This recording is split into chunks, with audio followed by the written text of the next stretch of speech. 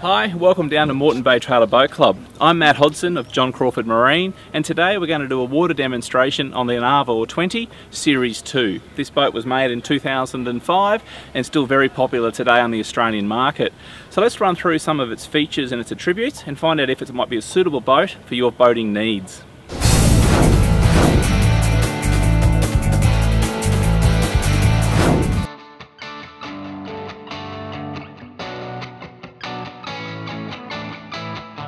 Well, the Arvor 20 was built under licence to the French, and the boat's origins were for the North Sea fishermen in the English Channel. So as you can appreciate, pretty rough weather and pretty wild seas, and hence the all-weather design of this particular boat. It's got a lock-up wheelhouse with a hard top roof and safety glass windscreens, even a door that shuts at the rear to really enclose you in and make you feel safe. It's a bit like a bull terrier with big broad shoulders. One of the other unique features with the Arvor is the construction type of the vessel.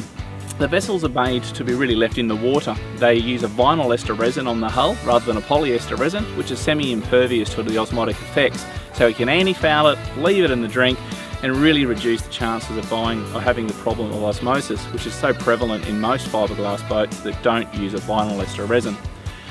The other great thing with this is so many maintenance problems are attributed to an outboard motor or a stern drive engine that are left in the elements. This boat is shaft drive, so that means that the engine, being diesel, is actually inside the midships of the boat, running through a gearbox to a shaft drive, through a dripless gland, and just all there is to expose to the elements is a 4-blade bronze propeller.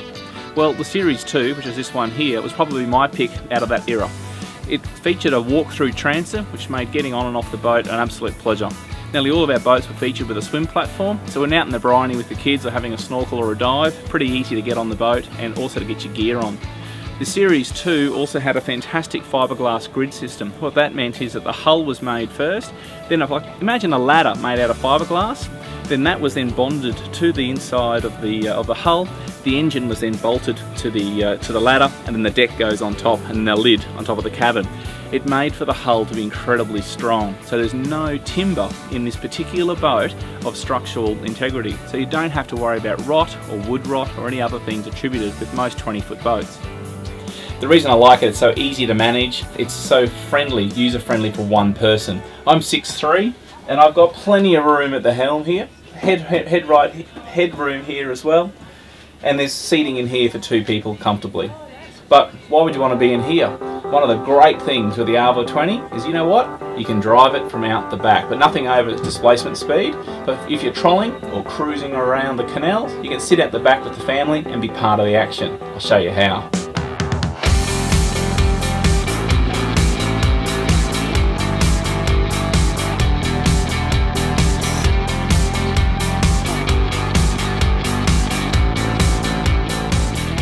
One of the unique things with the Arvor is its tiller arm, and this boat's been set up with a dual Morse control, which means I can drive forward, neutral and reverse in control at the back, but never anything over displacement speeds.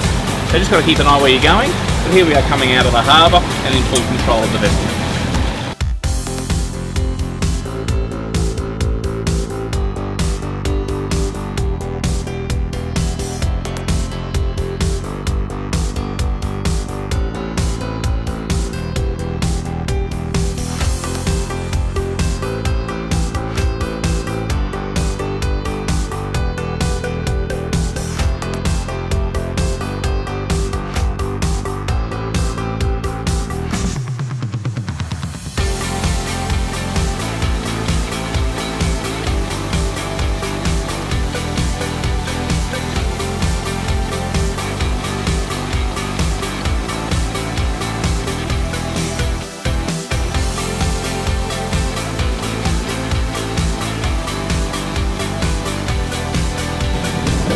Now, one of the great things with the Arvor is this particular model was powered by a 5-cylinder Nanni Diesel engine.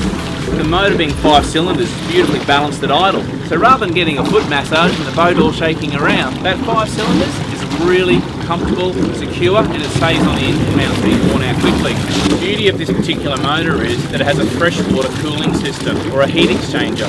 So the heat exchanger sits on the side of the motor. Raw salt water is brought up through the intake, it goes through the heat exchanger and then back out through the exhaust. So only the glycol is in the actual engine block. Longevity is assured.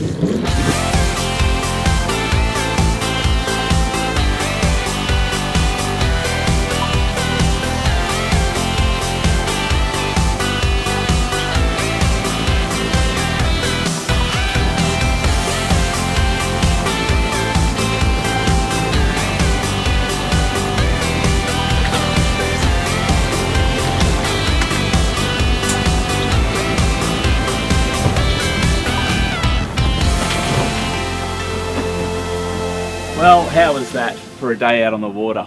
A fantastic way to spend the Arvor 20 and a few hours in it, showing its virtues in figure of eights, tight turns, on and off the trailer, but most importantly, its stability and just its ride. This boat runs at a semi-displacement speed, so it has no planing hump to jump over. So from 0 speed up to top speed, it just sits nice and level and turns port and starboard level. Great feature when you've got people and maybe children out the back of the boat. Well, I hope you've enjoyed that. Thanks again. Look forward to seeing you again on the next John Crawford Marine YouTube TV channel.